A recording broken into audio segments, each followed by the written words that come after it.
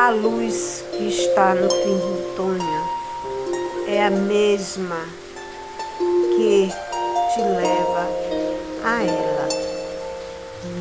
No caminho, tente explorar, construir, para que, ao chegar nesta luz, você alcance o seu objetivo.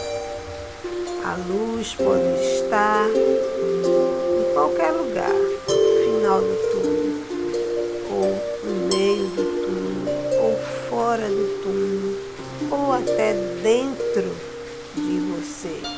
Mas é aquela luz lá do fundo que você quer alcançar.